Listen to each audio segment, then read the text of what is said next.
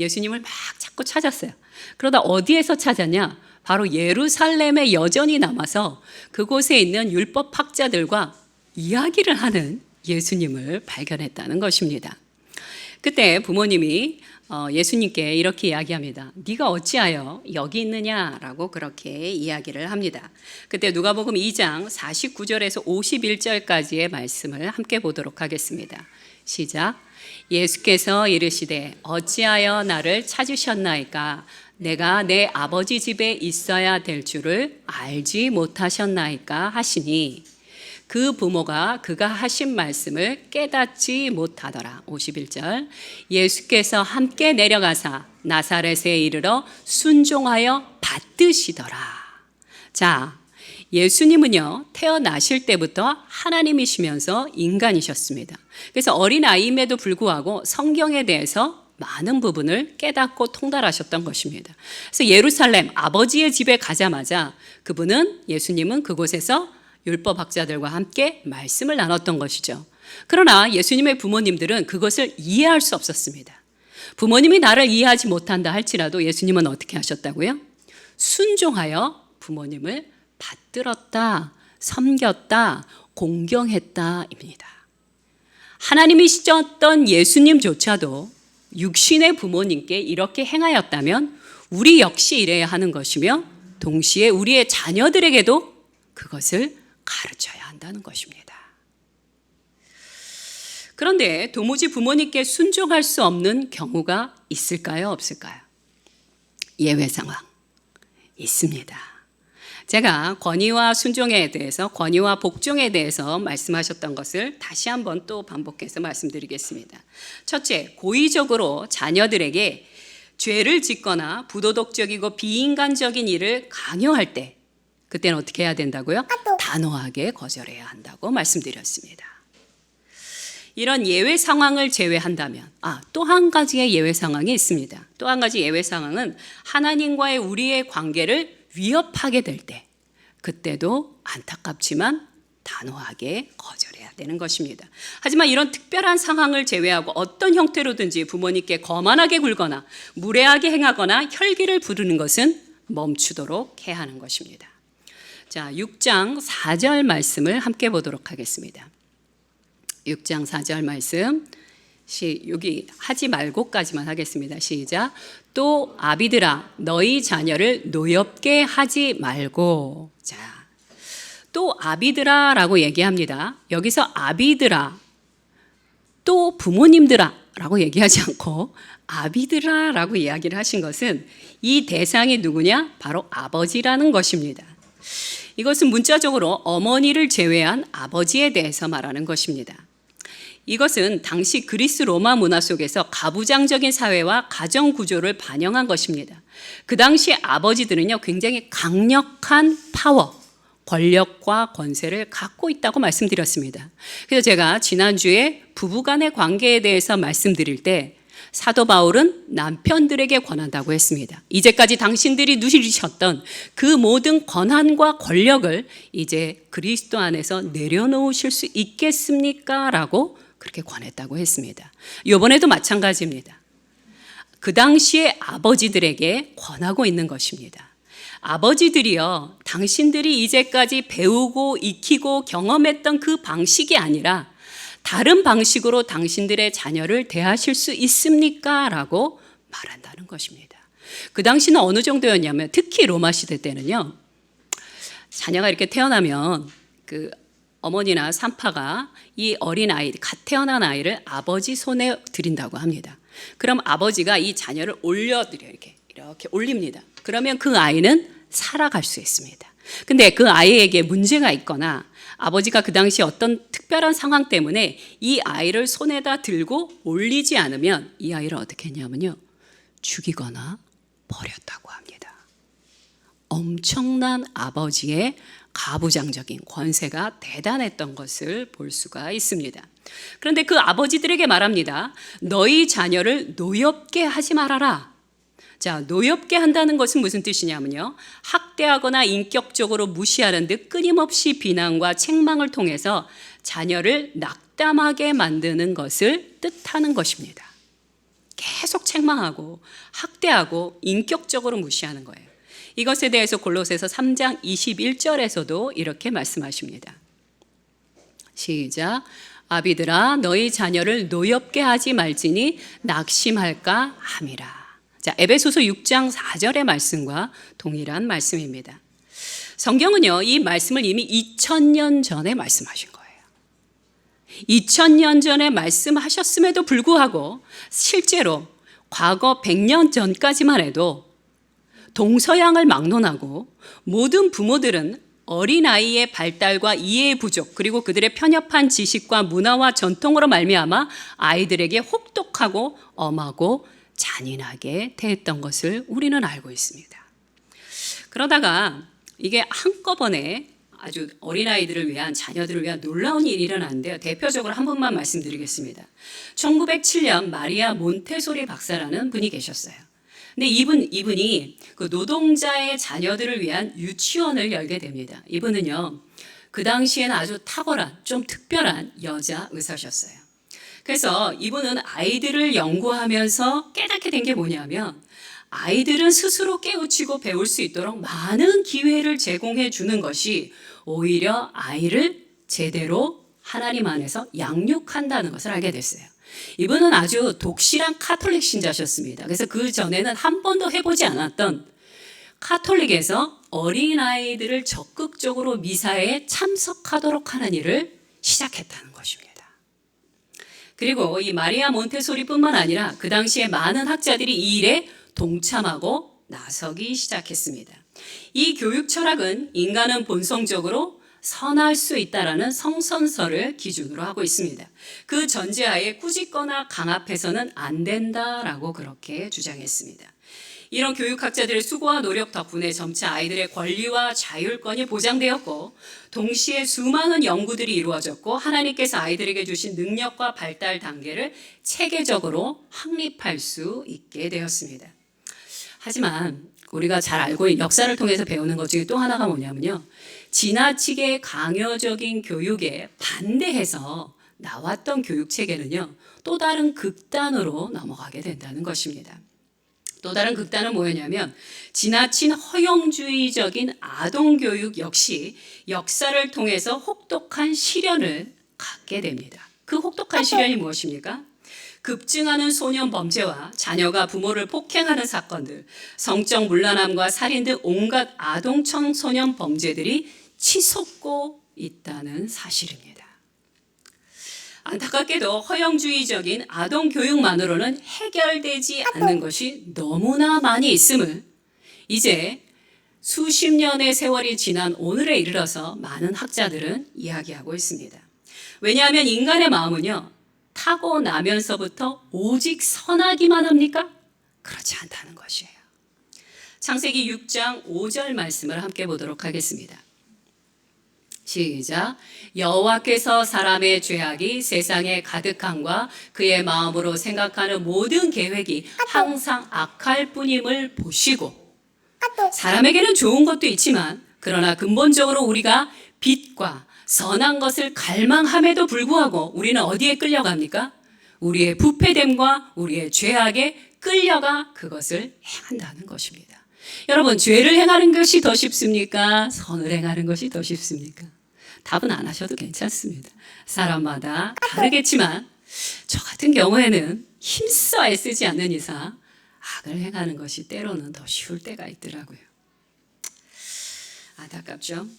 예를 들어서 히틀러나 폭군들을 말로 회유하고 격려한다고 해서 그들이 달라졌을까요? 우리는 조금만 용기를 준다고 해서 바뀌는 그런 존재는 아니라는 것입니다. 바로 인간의 죄성 때문에 우리에게 반드시 필요한 분이 있는데, 그분은 바로 예수 그리스도, 우리의 구원자가 필요하다는 것입니다. 베드로전서 2장 24절 말씀을 함께 한 목소리로 읽도록 하겠습니다. 시작. 친히 나무에 달려 그 몸으로 우리 죄를 담당하셨으니 이는 우리로 죄에 대하여 죽고 의에 대하여 살게 하려 하심이라. 그가 채찍에 맞음으로 너희가 나음을 얻었나니.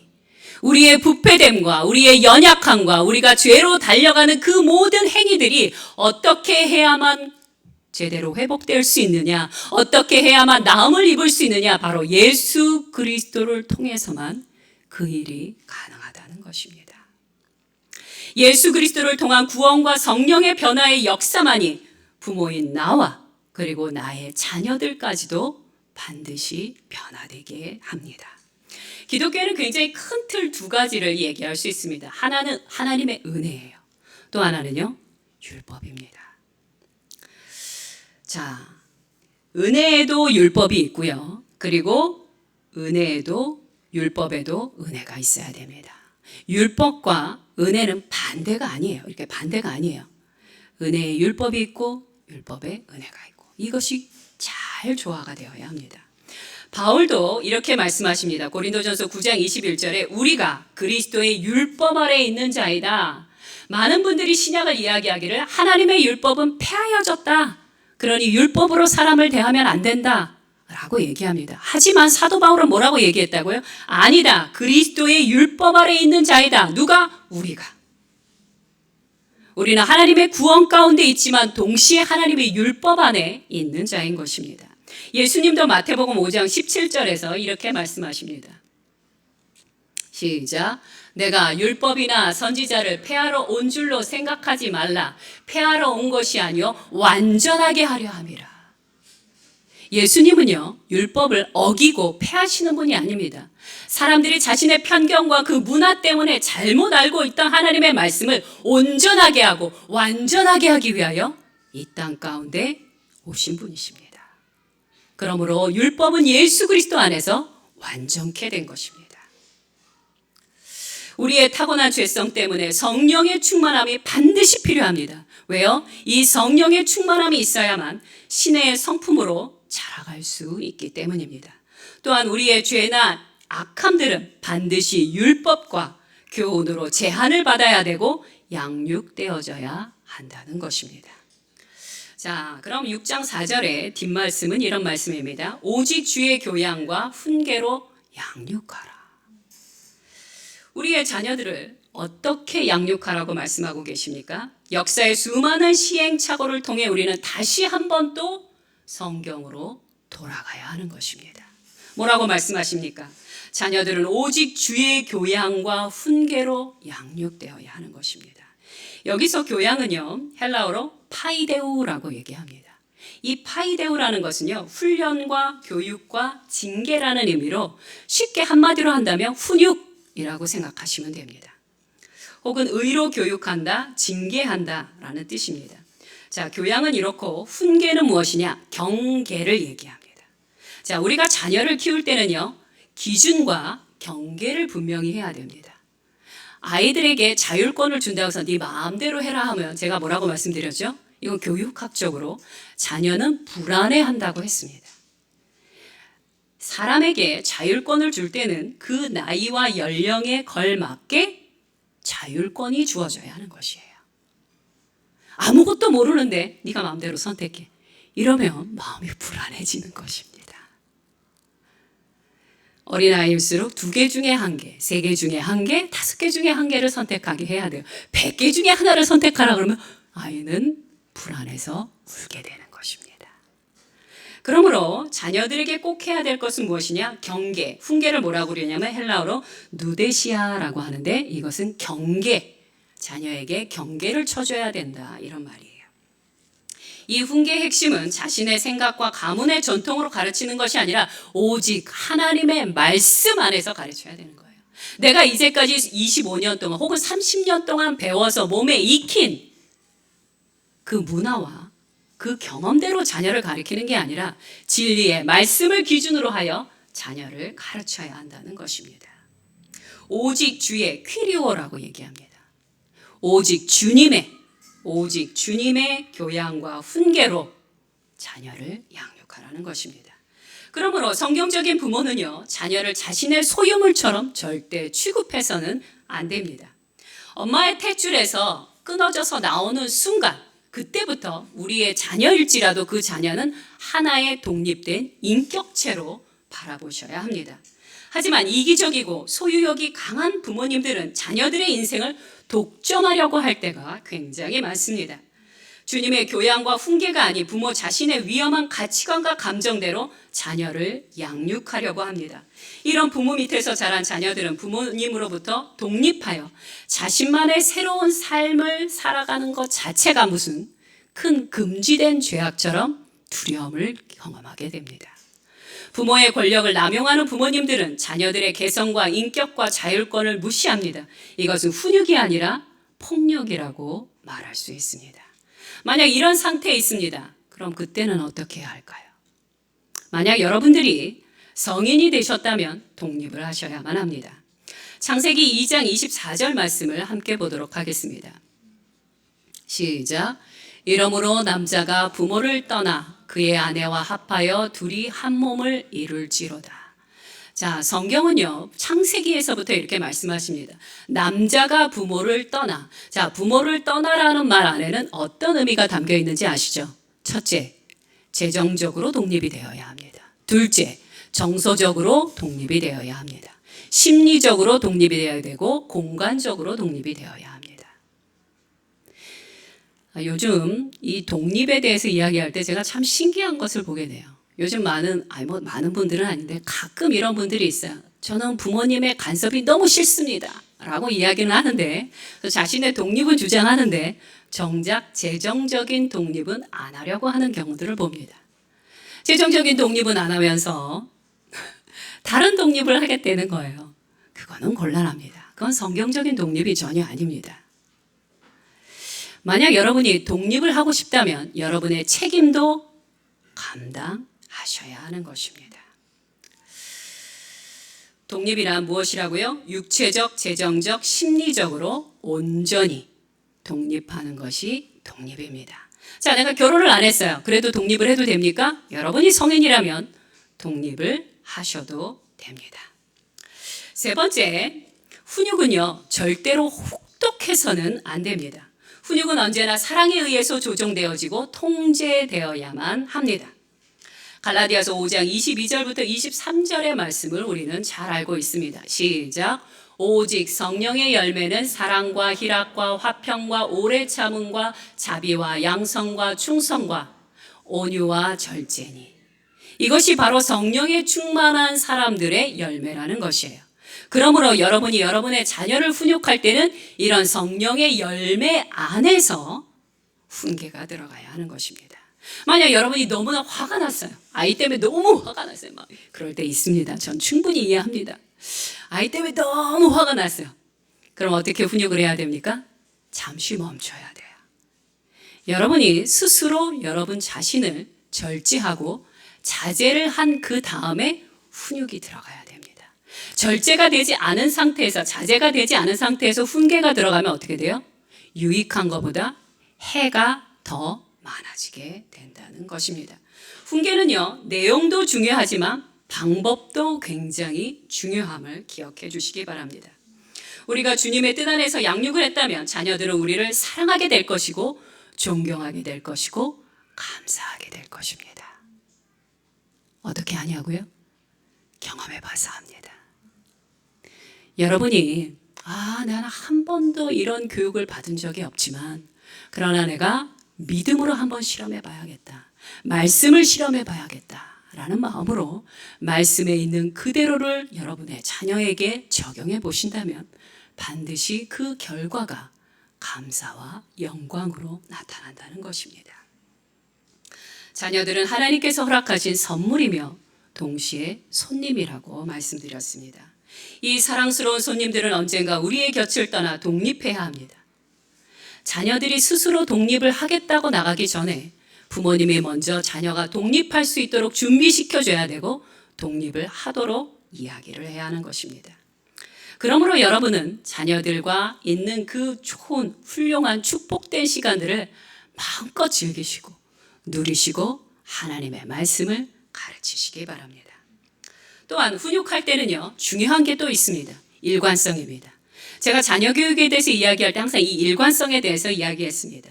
일관성이 없는 부모의 변덕스러운 친절과 야단치는 것은 아이들을 혼돈스럽게 만들고 아이들을 불안하게 만듭니다. 일관성은 자녀들을 안정감과 경계를 갖게 해줍니다. 자, 예를 들어서 부모님이 어떤 날은 너무 기분이 좋아요. 그래서 아이가 야단 맞을 짓을 했는데도 아이 괜찮아 하고 넘어가 줍니다. 또 어떤 날은 기분이 나빠서 아이가 특별히 잘못을 안 했는데도 막 야단을 칩니다. 그럼 그런 부모님 밑에서 자란 자녀는 어떻게 될까요? 이런 자녀들은요, 교육을 받는 게 아니라 눈치만 늡니다. 눈치만 늘고요, 계속 눈치를 봐요. 어디를 가서든. 그리고 어떻게 합니까? 규율을 지키려고 하지 않아요. 왜요? 규율을 지켜봐야 손해만 보거든요. 차라리 눈치를 보고 행동하는 게 낫다라는 결론을 내렸기 때문입니다. 우리 중에 누구도 완벽한 부모로서 자녀를 양육하는 분은 단 한 명도 없습니다. 자녀를 키워가면서 부모인 우리도 함께 성장하는 것이에요. 그러니 아직 부모가 되기에 두려우신 분들에게 권합니다. 두려워하지 마시기 바랍니다.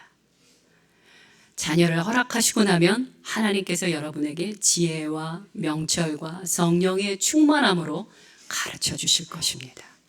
여러분의 자녀와 함께 여러분 자신도 성장하게 될 것입니다. 신생아 때는 생존을 위해서 부모이건 그 어떤 누구이건 애착이 형성이 돼서 24시간 떨어지지 않으려고 해요. 하지만 아이가 2살이 되고 3살이 되고 4살이 되면 점점 어떤 현상이 나타나죠? 부모님으로부터 떨어져 나가기 시작합니다. 그리고 청소년 시기가 되면 부모와 좀 더 떨어져야 정상입니다. 이때부터는 거리를 두고 아이의 사생활들을 더 많이 인정해줘야 합니다. 아이와 대화할 때는 지나치게 공격적이어서도 안 되지만 반대로 아이에게 안절부절 쩔쩔매면서 비율을 맞춰서도 안 됩니다. 자녀를 존중한다는 이유로 빠지기 쉬운 함정들이 몇 가지 있습니다. 첫째, 아이가 해서는 안 되는 것까지 존중하려고 한다는 것입니다. 안 되는 것에 대해서는 분명하고 단호하게 혼을 내어야 합니다. 제가 2013년도에 한국에 처음 와서 TV를 보다가 너무 마음에 드는 프로그램을 봤었어요. 어떤 분이 그 아이들을 대상으로 이렇게 교육을 하는데요. 너무 마음에 쏙 들었어요. 그분이 누구시냐면 오은영이라는 박사님이세요. 여러분 이 프로그램 보신 적 있으실 거예요. 우리 아이가 변했어요. 근데 그 프로그램을 쭉 보다 보면 여러분이 아는 게 있어요. 깨닫게 되는 게. 뭘 깨닫냐면 아이가 변하는 게 아니라 부모의 양육 태도가 바뀌면 그 자녀의 문제점들이 바뀐다는 것을 보시게 될 거예요. 저는 이것을 여러분에게 권해드립니다. 여러분 책을 읽을 시간이 없으시다면 이 오은영 박사님이 그 출연하는 TV 프로그램을 유튜브로 보시기 바라요. 특별히 부모가 되고 싶거나 이미 부모이신 분들은 자주자주 보시기를 바랍니다. 육아에 있어서 존중이란 무슨 뜻이냐? 독재적이고 권력주의적인 행동을 하지 말라는 것이에요. 그렇다고 해서 권위와 위계 질서를 아예 없애버리라는 의미는 절대 아닙니다. 우리는 아이들에게 참고 견디는 것과 귀찮지만 지켜야 할 예절과 규율, 부모님의 말에 순종하는 법을 반드시 가르쳐줘야 합니다. 예를 들어서요, 아이가 위험한 행동을 할 때는 아이에게 의견을 묻지 마시기 바랍니다. 그냥 아이가 위험한 상태, 물건을 갖고 있어요? 그럼 아이의 손을 딱 잡고 위험한 물건을 바로 뺏고 그 위험한 행동을 멈추도록 해야 합니다. 근데 이것을 하지 않고 아이를 존중한다는 의미에서 자꾸만 부모님들이 엄마 주세요. 너가 줄 때까지 엄마가 기다릴게. 이러면 안 된다는 것입니다. 부모와 자녀는요, 동급이 아니에요. 부모와 자녀는요, 위계 질서와 권위가 있어야 합니다. 예를 들어서 여러분의 자녀가 엄마가 얘기하고 아빠가 한두 번 얘기했는데도 그걸 계속 무시해요? 위험한 신호를 보내고 있는 것이에요. 지금 여러분 가정 안에 위계 질서와 권위 체계가 무너진 것입니다. 제가 그 형과 누나, 이 동생과의 관계에 있어서 위계 질서도 그것도 지켜져야 된다고 말씀드렸지만 그것보다 더 중요한 건 뭐냐면 부모와 자녀 사이의 위계 질서가 지켜져야 하는 것입니다. 우리는 우리의 부모님들을 존경하고 사랑하며 공경해야 되며 또한 동시에 우리의 자녀들에게도 마땅히 순종하는 태도를 가르쳐야 하는 것입니다. 저는 굉장히 좋은 예화를 하나 발견했습니다. 우리나라에요, 아주 존경할 만한 권사님이 한 분 살으셨더라고요. 지금은 돌아가셨는데 이 권사님의 성함은 여귀옥이라는 권사님이셨습니다. 이 여기옥이라는 권사님은 김수근이라는 청년과 결혼을 하여 결혼 생활을 잘 해가셨습니다. 어느 날 교회에서 굉장히 가난한 어떤 부인을 돕기 위해서, 원래 이 권사님 집은 연탄 공장을 하셨는데요. 너무너무 가난한 이 부인을 돕기 위해서 칠판 공장도 하나 더 열었다고 합니다. 그래서 칠판 공장을 만들어서 이 가난한 여인을 계속 도와주었대요. 근데 그러던 와중에 6.25 전쟁이 났대요. 근데 6.25 전쟁이 끝나고 나서 다시 자신의 공장으로 돌아왔더니 전쟁 끝난 다음에 학교들마다 칠판이 다 필요했을 거 아니에요. 그래서 칠판이 어마어마하게 팔렸다는 거예요. 그래서 이분들의 사업이 아주 우리나라에서도 아주 탑10에 들 만큼 그렇게 큰 사업가가 되었다고 합니다. 그러던 어느 날 권사님의 집에 도둑이 들었대요. 도둑이 들어갔고, 그 권사님의 남편이 없었는데 권사님의 집에 도둑이 들어갔고는 그 집에 값 나가는 물건을 다 훔쳐간 거예요. 아침에 눈을 떠보니까 그런 일이 벌어졌습니다.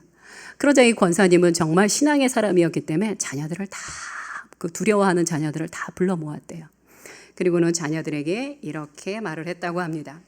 얘들아, 지난밤에 어떤 사람이 너무 가난해서 우리 집에 있던 물건을 다 가져갔단다. 이 가난한 사람들을 어떻게 하면 누가 도와줄 수 있을까? 이러자 자녀들이 그 어머니의 뜻을 알고 이렇게 대답을 했다고 합니다. 어머니, 우리가 그 일을 함께 돕겠습니다. 그래서 그때부터 자녀들과 그 이웃들을 설득해서 구제 사역을 시작하셨다고 합니다. 그래서 첫 번째 하셨던 일은 뭐냐면, 그 당시에 다리 밑에 고아들이 굉장히 많았대요. 전쟁 이후라. 그래서 고아들을 위해서 집을 만들어주고 그 아이들을 돌봐줬다고 합니다. 그리고 그 아이들을 공부 가르치기 위해서 학교를 만드시고, 또 특별히 그 당시에 술에 취해서 그 알코올로 인하여 자녀를 학대하는 아버지들이 굉장히 많았대요. 그래서 그런 자녀들을 특별히 이 권사님이 잘 보살피고 돌봐주셨다고 합니다. 그런데 남편 사업가의 반대를 무릅쓰고 이 사회운동을 하다 보니까 돈이 없으셨잖아요. 그래서 남편으로부터 받은 생활비에, 그걸 아주 절약해도 안 됐지만 어쨌든 생활비의 80%를 이 사회복지를 위해서 계속 후원을 했다고 합니다. 이 권사님이 장학금으로 준 사람만 해도 해마다 50명이 넘으셨다고 합니다. 자, 권사님의 자녀들 중 4명은 명문대 출신이고 3명은요 하버드 출신이라고 합니다. 이 권사님의 셋째 딸이 누구냐? 여러분 혹시 아실래나 모르겠네요. 김성주라는 사장님입니다. 셋째 딸이. 이 김성주 집사님은 성주 인터내셔널이라는 패션 유통업을 시작해 세계적인 기업으로 키운 분이십니다. 김성주 회장은 술과 뇌물을 쓰지 않고도 정직하게 사업을 해서 성공할 수 있다는 아주 엄청난 선례를 남긴 분으로도 유명하십니다. 현재도 이 김성주 회장은 매년 회사 순이익의 10%를 사회사업에 기부하고 계시고, 그리고 자신의 수입 중에 30%를 떼어서 어떻게 해요? 계속해서 어머니의 신앙과 어머니의 뜻을 따라 구제사역을 진행하고 있다고 합니다. 여러분, 이것은 굉장히 큰 퍼센테이지예요. 제가 말씀드렸듯이 저도 어려서부터 지금에 이르기까지 제 수입의 적어도 2%를 구제사역에 한다고 합니다. 하지만 만약 제 수익이 더 커지게 된다면 이 퍼센테이지는 점점 커져야만 된다라고 생각합니다. 내 수입의 30%를 구제사역에 쓴다? 엄청난 헌신인 것입니다. 자녀들은 어릴 때는 분명히 부모님의 훈계, 말을 통하여 듣고 자라게 됩니다. 하지만 적어도 초등학교 4학년 이상이 되고 나면 이제 귀로 듣는 말이 아니라 눈으로 보는 부모님의 삶을 통하여, 그분들의 삶을 통하여 그것을 배우게 되는 것입니다. 이것은 무엇을 뜻하는 것입니까? 부모인 우리가 변해야만 우리의 자녀들도 하나님의 뜻 안에서 살아가게 된다는 것입니다. 함께 기도하겠습니다. 오늘의 본문 말씀은 이것입니다. 부모님을 사랑하지만, 마음으로 사랑하지만 부모님을 공경하지 못했던 것들에 대하여 이 시간에 회개하기를 원합니다. 부모님을 공경하는 것은 어려운 것이 아니고 큰 돈이 드는 것도 아닙니다. 그냥 하루에 한 번 전화드리는 것, 한 달에 한 번이건 일주일에 한 번이건 자녀를 키우느냐고 너무 힘이 드신 분들은 그냥 한 달에 한 번이라도 좋아요. 부모님의 얼굴을 찾아뵙는 것입니다. 저처럼 자녀가 없는 분들은요, 일주일에 한 번 부모님을 찾아뵙고 두런두런 이야기도 나누고 같이 잠도 자고 밥도 먹고, 그것이 부모님을 봉양하는 것입니다. 생각으로는 있었으나 내가 삶의 실천으로 하지 못했다면 오늘 주님 앞에 회개할 거 회개하고 아버지 앞에 결단하시기 바랍니다.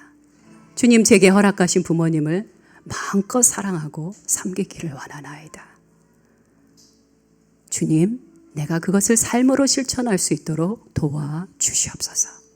오늘 함께 기도드리겠습니다. 기도하겠습니다.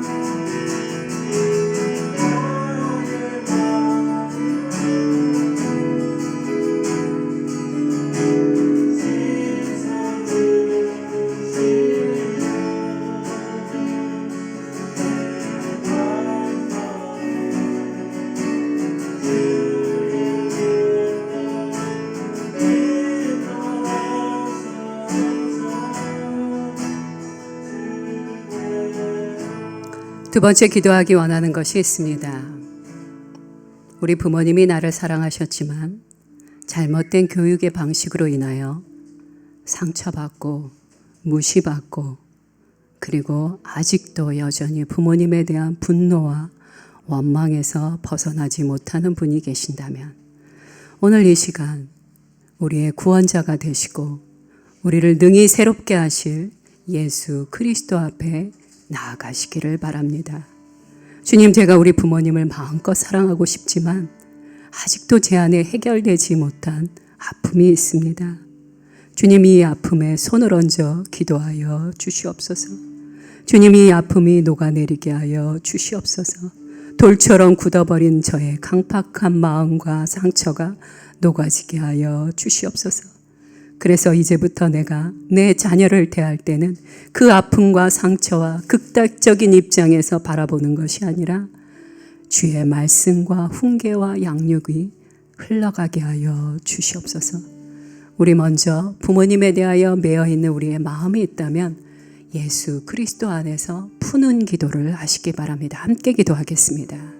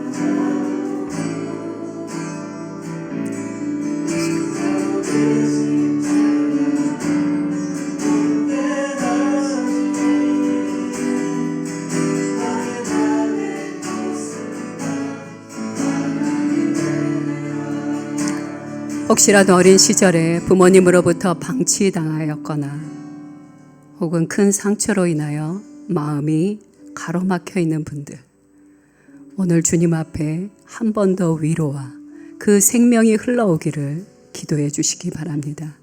주님, 제가 이 묶여있는 마음으로는 도무지 살아가기가 답답하오니, 주님, 제가 이렇게 묶여있는 마음으로는 내 자녀를 차마 마음껏 사랑할 수가 없사오니, 주님, 내가 이렇게 강팍한 마음으로는 도무지 주의 사랑이 흘러갈 수가 없사오니, 주님, 온전히 치료케 되게 하여 주시옵소서.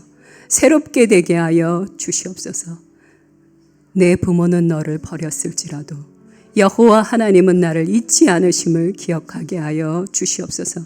나의 또 다른 아버지이신 여호와여, 나를 새롭게 하여 주시옵소서. 성령의 충만함으로, 결핍이 아니라 풍족함으로 이제 세상 가운데 나가게 하여 주시옵소서라고 다시 한번 하나님 앞에 간구하여 기도하시기 바랍니다. 함께 기도하겠습니다.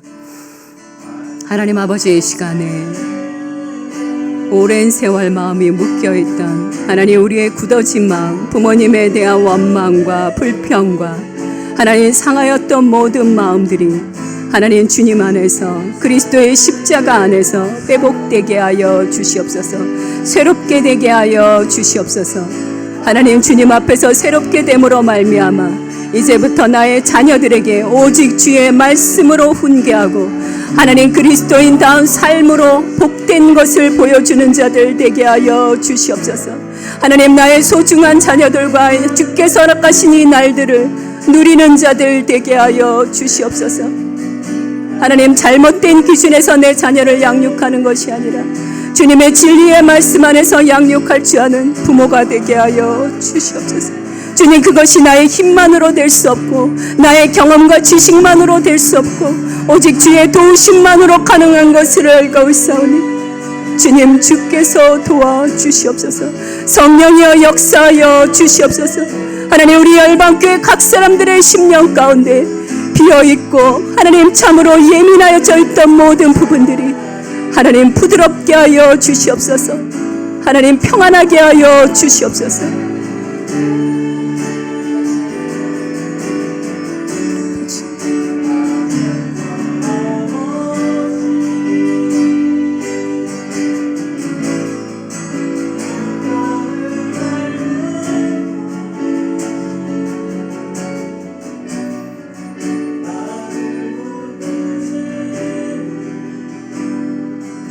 세 번째 기도할 것은 이것입니다. 하나님, 저희에게 허락하신 자녀들을 내 뜻대로 가르치는 것이 아니라 주의 말씀대로 교양과 훈계로 가르치도록 도와주시옵소서.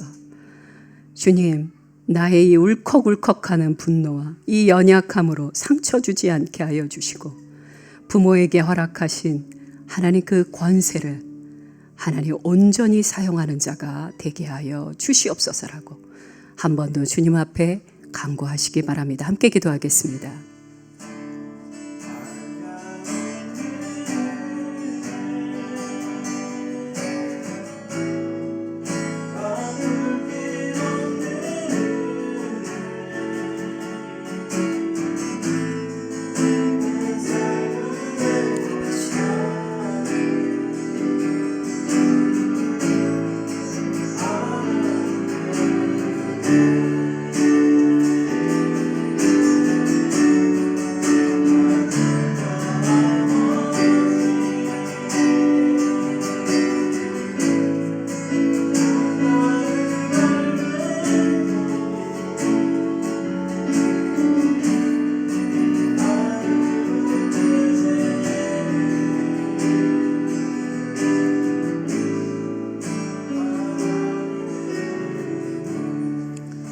하나님 아버지, 우리에게 허락하신 부모님을 마음으로 사랑하지만 공경하여 섬기지 못했던 과거의 날들을 용서하여 주옵소서. 우리의 자녀에게도 주의 뜻과 성령의 아름다운 성품으로 양육하고 가르칠 수 있도록 도와주시옵소서. 늘 성령의 충만함 안에서 새롭게 변화되는 저희의 성품이 되게 하여 주옵소서. 좋은 부모가 되기 위해 힘써 배우고 깨달아 알게 하여 주시옵소서. 언젠가 기쁨으로 우리의 자녀들을 떠나보낼 때까지 마음껏 그들과 함께 주의 진리 안에서 사랑하고 섬기게 하여 주옵소서. 감사드리며 예수 그리스도의 이름으로 간절히 기도드렸나이다. 아멘.